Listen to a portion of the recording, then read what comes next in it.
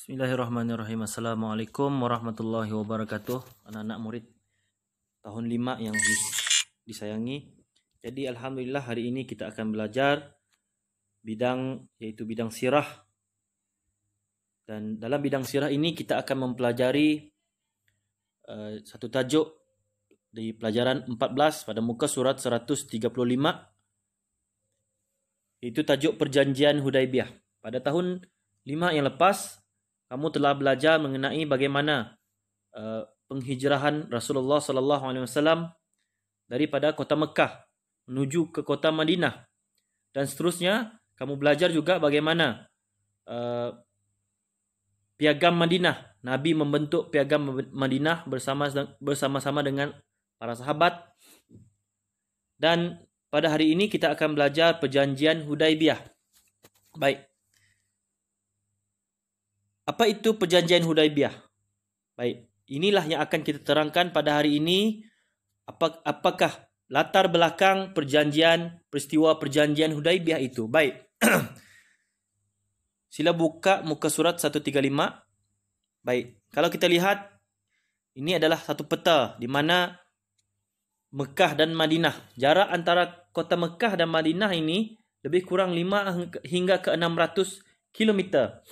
Lebih kurang 5 hingga 600 km daripada Ranau ke lebih kurang ke Miri. Jauh dia. Masa yang diambil sekiranya kita menggunakan bas lebih kurang 6 ke 7 jam. Dan dulu pada zaman Nabi tidak ada lagi yang namanya bas, tidak ada lagi kereta.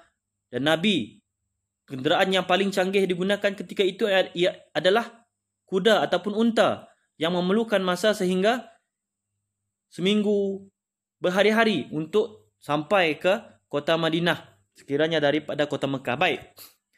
Latar belakang peristiwa Perjanjian Hudaibiyah. Baik. Pada nombor 1 itu, kalau kita baca, baik. Apa yang berlaku pada Perjanjian Hudaibiyah itu? Pertama-tama bila mana Nabi Muhammad SAW tinggal di kota Madinah selama beberapa ketika, jadi mulalah rasa rindu, rasa teringin untuk balik ke tempat asal. Baik, suatu ketika Nabi telah bermimpi mengunjungi kota Mekah dan mencukur rambut, bergunting rambut. Maknanya apa? Maknanya Nabi bermimpi bahawa mereka melakukan umrah, dan mimpi tersebut Nabi telah ceritakan kepada sahabat-sahabatnya, teman-temannya.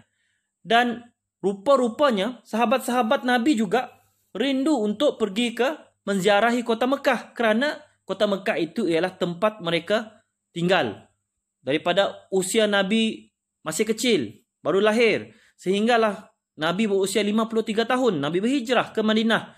Dan setelah berhijrah ke Madinah, rindu mereka untuk datang ke kota Mekah semula. Baik, bila Nabi berceritakan, sahabat-sahabat pun setuju. Semua bersetuju dan mereka membuat persiapan untuk berhijrah. Untuk menziarahi kota Mekah. Baik. Yang kedua, bila mana mereka nak keluar daripada kota Madinah, mereka telah singgah di Zulhulaifah, iaitu sempadan untuk keluar ke kota Madinah. Baik. Di sini mereka telah berniat untuk melakukan umrah. Berihramlah. Apa itu ihram? Ihram ialah kita menggunakan pakaian yang berwarna putih macam orang pergi haji. Labbaik Allah, kita tengok masa musim haji kan. Ini umrah. Umrah boleh dilakukan pada bila-bila masa. Itulah beza umrah dengan haji. Baik. Nabi telah berihram dengan para sahabat, telah berniat untuk melakukan umrah pada tahun itu. Dan bila mana mereka ingin pergi ke kota Mekah, Nabi telah mendapat berita, Nabi telah menghantar pasukan risikan, dan Nabi telah mendengar berita bahawa adanya golongan daripada Mekah ini yang tidak setuju Nabi dan para sahabat datang ke kota Mekah. Jadi untuk mengelakkan pertumpahan darah, mengelakkan peperangan, Nabi tidak mahu berperang sebab tujuan mereka adalah untuk melakukan umrah. Jadi untuk mengelakkan keadaan tersebut, Nabi telah melalui satu jalan yang jarang dilalui oleh orang lain. Jarang dilalui oleh orang. Sebab kalau dia menggunakan jalan yang biasa, sudah tentu pasukan Mekah sudah menunggu di suatu tempat dan akan berlaku pertumpahan darah ketika itu. Tapi Nabi tidak menggunakan jalan yang biasa. Nabi menggunakan jalan yang lain untuk mengelakkan pertumpahan darah. Baik. Jadi kita tengok pula nombor 4. Tadi nombor 3, nombor 4. Baik. Apa yang berlaku nombor 4 itu, setibanya Nabi di sempadan antara kota Mekah itu, ada sempadan. Nama sempadan itu ialah Saniatul Mirar, yang berhampiran dengan Hudaibiyah. Inilah sempena dengan nama Hudaibiyah, inilah dinamakan sebagai perjanjian itu sebagai perjanjian Hudaibiyah. Sebab tempat berlaku perjanjian itu ialah di suatu tempat bernama Hudaibiyah. Baik. Nabi dengan para sahabat berhenti di situ untuk mengelakkan bila masuk-masuk mereka takut ketika itu bila mereka masuk orang Mekah terkejut, mereka ingat Nabi nak berperang. Jadi untuk mereka berhenti ketika itu supaya orang-orang Mekah bersedia. Baik. Apa yang berlaku ketika itu? Para musyrikin telah menghantar utusan mereka untuk bertanyakan apakah tujuan rombongan Nabi itu datang ke kota Mekah. Dan kita nampak di nama dia ni. Baik. Siapa yang dihantar oleh orang musyrikin itu? Itu ialah Urwah bin Mas'ud. Untuk apa? Untuk berunding dengan pasukan, dengan rombongan Nabi yang ingin melakukan umrah tadi. Baik. Nabi menerangkan kepada Urwah bin Mas'ud bahawa tujuan mereka ini bukanlah untuk berperang, tapi tujuan mereka adalah untuk melakukan umrah semata-mata. Melakukan umrah. Kita kena ingat, dalam ketika mana Nabi di Madinah telah berlaku 3 siri peperangan, dan peperangan itu memihak kepada orang Islam. Jadi hubungan antara Mekah dengan Madinah ketika itu tidak baik. Jadi orang Mekah dia takut Nabi datang ke Mekah ini untuk berperang. Jadi tujuan Nabi hanyalah untuk melakukan umrah pada ketika itu. Baik. Seterusnya kita tengok lagi nombor 5. Dia ada di bawah. Bawah sekali. Baik. Kemudian Nabi mengutuskan Sayyidina Utsman. Siapa itu Sayyidina Utsman? Sayyidina Utsman ini ialah seorang khalifah Islam yang ketiga. Kenapa dihantar Sayyidina Utsman? Sayyidina Utsman ini yang pertama. Kenapa dihantar Sayyidina Utsman? Kerana Sayyidina Utsman ini adalah seorang sahabat yang lemah lembut kalau berbicara. Kalau berkata-kata dia lemah lembut. Bukan kasar. Jadi bila orang yang kasar datang, jadi akan berlaku sesuatu yang tidak baiklah. Jadi tujuan dihantar Utsman bin Affan ini kerana dia berkata dia adalah seorang yang lemah lembut dalam tutur bicara, pandai menutur, pandai berkata. Baik. Yang kedua, Utsman ini adalah seorang sahabat yang ramai saudara-saudaranya, ahli keluarganya yang masih lagi berada di Mekah. Oleh kerana itulah Utsman dihantar, Nabi utuskan untuk berjumpa dengan orang Mekah, menerangkan apa tujuan mereka untuk datang ke Mekah. Baik. Setelah beberapa lama, Utsman, bila sahabat-sahabat Nabi menunggu Sayyidina Utsman tidak kunjung tiba. Tiba-tiba dapat satu berita bahawa Utsman ini telah dibunuh. Baik. Jadi bila mendengar Sayyidina Utsman ini telah dibunuh, orang Islam ketika itu dia berasa marah.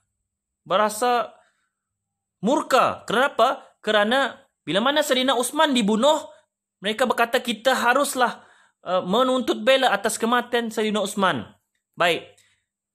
Lalu berlakulah satu sumpah yang disebut sebagai Bai'ah Ar-Ridwan. Bai'ah Ar-Ridwan, ingat Bai'ah Ar-Ridwan. Baik. Bai'ah Ar-Ridwan. Bai'ah Ar-Ridwan ini adalah satu sumpah di mana mereka akan bersumpah akan menuntut bela kepada Utsman bin Affan. Mereka tidak mahu kematian Utsman bin Affan itu tidak dituntut bela. Jadi berlakulah satu sumpah ketika itu di bawah pokok. Mereka berjanji untuk menuntut bela kematian Utsman.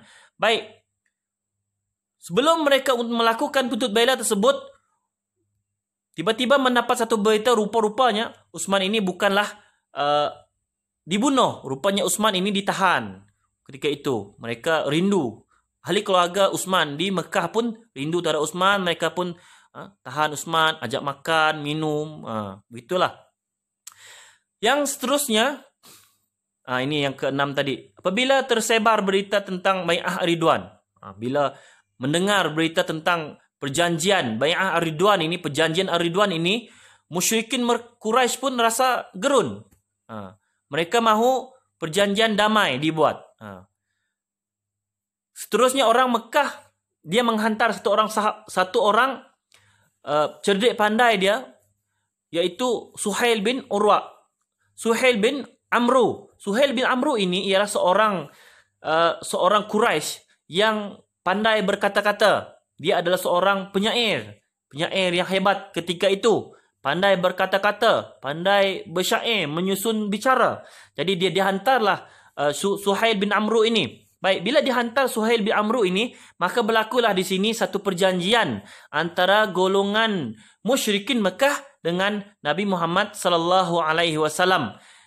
Perjanjian ini telah berlaku secara tertulis.